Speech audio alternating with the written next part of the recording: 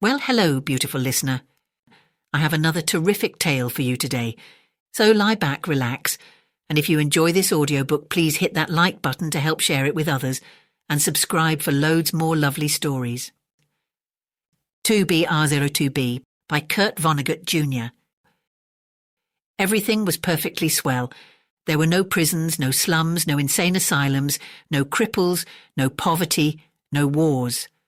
All diseases were conquered. So was old age. Death, barring accidents, was an adventure for volunteers. The population of the United States was stabilized at 40 million souls. One bright morning in the Chicago Lying-In Hospital, a man named Edward K. Whaling Jr. waited for his wife to give birth. He was the only man waiting. Not many people were born a day anymore. Whaling was 56, a mere stripling in a population whose average age was 129. X-rays had revealed that his wife was going to have triplets. The children would be his first. Young Whaling was hunched in his chair, his head in his hand. He was so rumpled, so still and colourless as to be virtually invisible. His camouflage was perfect, since the waiting room had a disorderly and demoralised air too. Chairs and ashtrays had been moved away from the walls. The floor was paved with spattered drop cloths. The room was being redecorated. It was being redecorated as a memorial to a man who had volunteered to die. A sardonic old man, about 200 years old, sat on a stepladder, painting a mural he did not like. Back in the days when people aged visibly, his age would have been guessed at 35 or so. Aging had touched him that much before the cure for aging was found. The mural he was working on depicted a very neat garden. Men and women in white, doctors and nurses, turned the soil, planted seedlings, sprayed bugs, spread fertilizer. Men and women in purple uniforms pulled up weeds, cut down plants that were old and sickly, raked leaves, carried refuse to trash burners. Never, never, never, not even in medieval Holland nor old Japan, had a garden been more formal, been better tended. Every plant had all the loam, light, water, air and nourishment it could use. A hospital orderly came down the corridor, singing under his breath a popular song.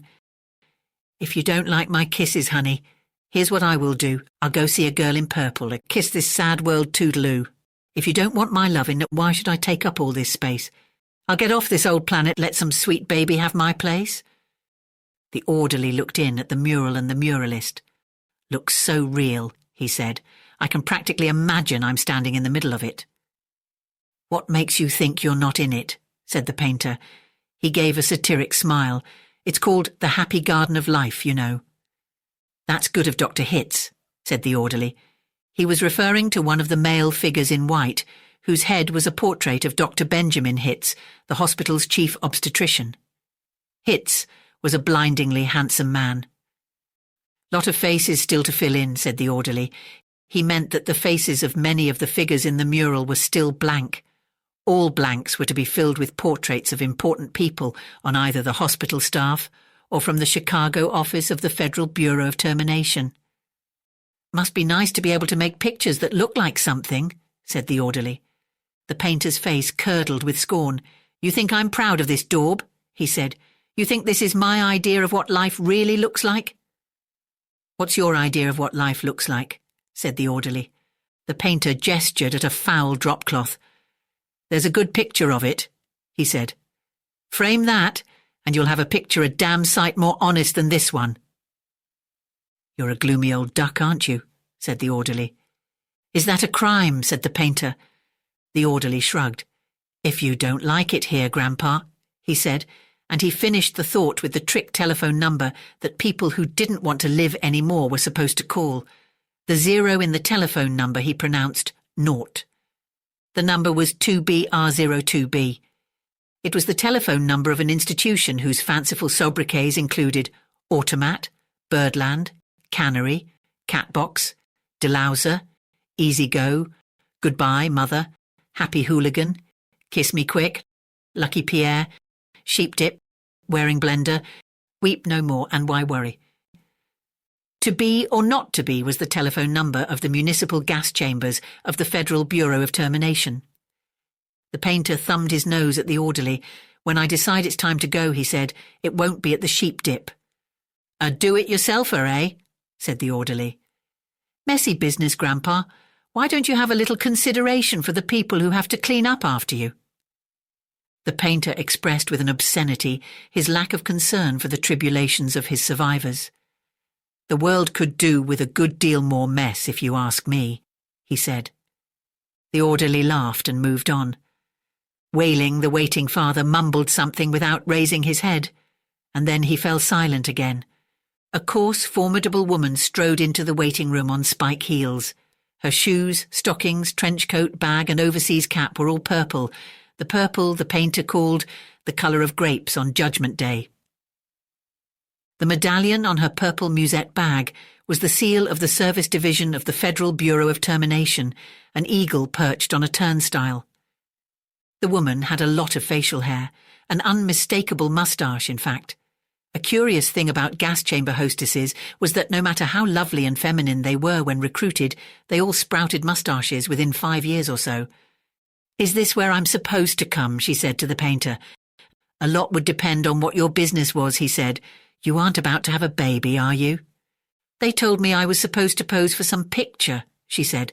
"My name's Leora Duncan." She waited. "And you dunk people," he said. "What?" she said. "Skip it," he said.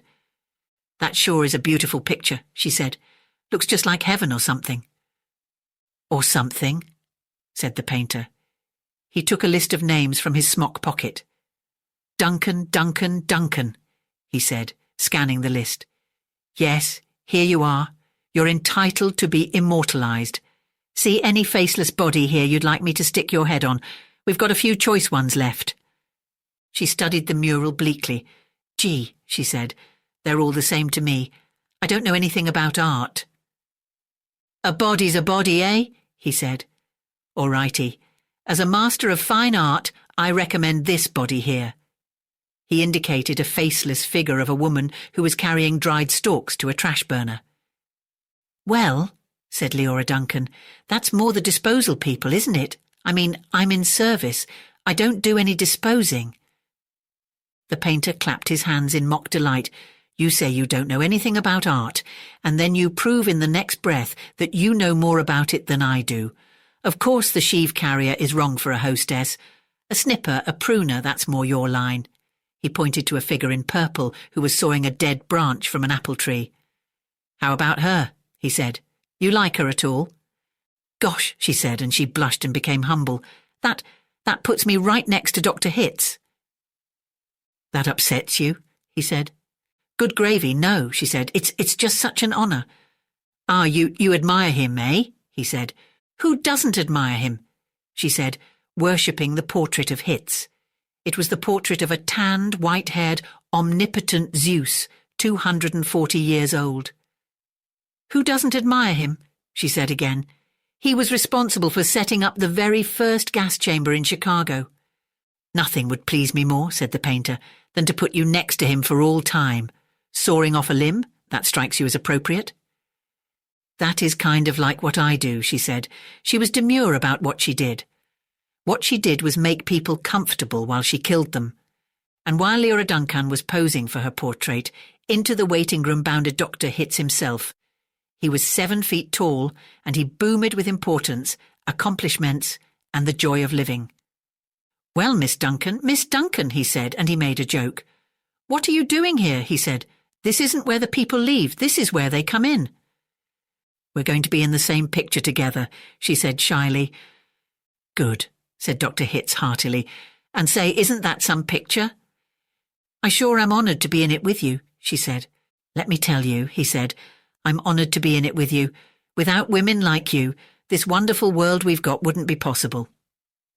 He saluted her and moved toward the door that led to the delivery rooms. "Guess what was just born?" he said. "I can't," she said.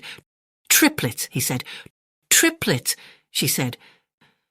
She was exclaiming over the legal implications of triplets. The law said that no newborn child could survive unless the parents of the child could find someone who would volunteer to die.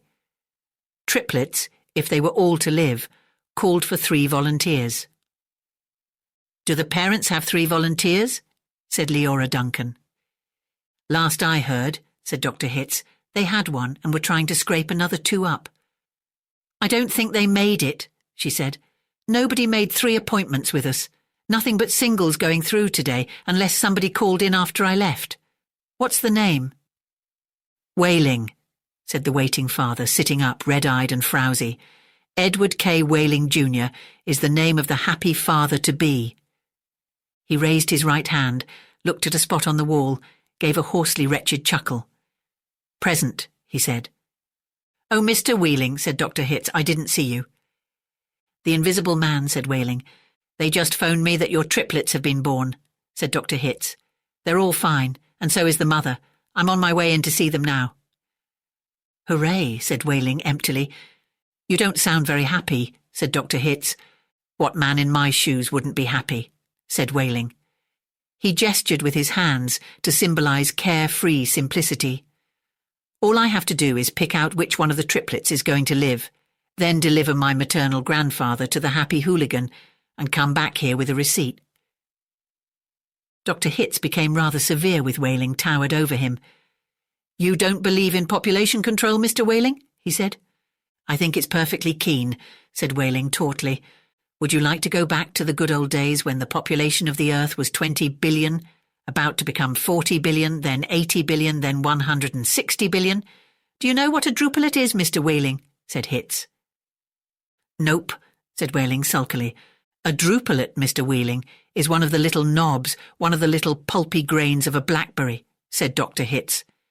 "Without population control, human beings would now be packed on this surface of this old planet like drupelets on a blackberry. Think of it." Whaling continued to stare at the same spot on the wall. "In the year 2000, said Dr. Hitz, "before scientists stepped in and laid down the law, there wasn't even enough drinking water to go around, and nothing to eat but seaweed, and still people insisted on their right to reproduce like jackrabbits, and their right, if possible, to live forever." "I want those kids," said Whaling quietly. "I want all 3 of them." "Of course you do," said Dr. Hitz. "That's only human." "I don't want my grandfather to die either," said Whaling. "Nobody's really happy about taking a close relative to the cat box," said Dr. Hitz gently, sympathetically. "I wish people wouldn't call it that," said Leora Duncan. "What?" said Dr. Hitz. "I wish people wouldn't call it the cat box and things like that," she said. "It gives people the wrong impression." "You're absolutely right," said Dr. Hitz. "Forgive me." He corrected himself, gave the municipal gas chambers their official title, a title no one ever used in conversation. "I should have said, Ethical Suicide Studios," he said. "That sounds so much better," said Leora Duncan. "This child of yours, whichever one you decide to keep, Mr. Wheeling," said Dr. Hitz, "he or she is going to live on a happy, roomy, clean, rich planet, thanks to population control, in a garden like that mural there." He shook his head. 2 centuries ago, when I was a young man, it was a hell that nobody thought could last another 20 years. Now centuries of peace and plenty stretch before us as far as the imagination cares to travel." He smiled luminously. The smile faded as he saw that Whaling had just drawn a revolver. Whaling shot Dr. Hitz dead. "There's room for one, a great big one," he said. And then he shot Leora Duncan. "It's only death," he said to her as she fell. "There, room for 2. And then he shot himself, making room for all 3 of his children. Nobody came running, nobody seemingly heard the shots. The painter sat on the top of his stepladder, looking down reflectively on the sorry scene. The painter pondered the mournful puzzle of life, demanding to be born and, once born, demanding to be fruitful, to multiply and to live as long as possible, to do all that on a very small planet that would have to last forever. All the answers that the painter could think of were grim, even grimmer surely than a cat box, a happy hooligan, an easy go. He thought of war, he thought of plague, he thought of starvation. He knew that he would never paint again. He let his paintbrush fall to the drop-cloths below. And then he decided he had had about enough of life in the happy garden of life too, and he came slowly down from the ladder. He took Whaling's pistol, really intending to shoot himself, but he didn't have the nerve, and then he saw the telephone booth in the corner of the room. He went to it, dialed the well-remembered number, 2BR02B. Federal Bureau of Termination, said the very warm voice of a hostess. "How soon could I get an appointment?" he asked, speaking very carefully. "We could probably fit you in late this afternoon, sir," she said. "It might even be earlier, if we get a cancellation." "All right," said the painter. "Fit me in, if you please." And he gave her his name, spelling it out. "Thank you, sir," said the hostess. "Your city thanks you, your country thanks you, your planet thanks you. But the deepest thanks of all is from future generations. Thank you for listening. I hope you enjoyed the story, and if you did, please like, subscribe or comment to share this video with others. I hope you have sweet dreams, and don't forget to come back soon for another terrific tale.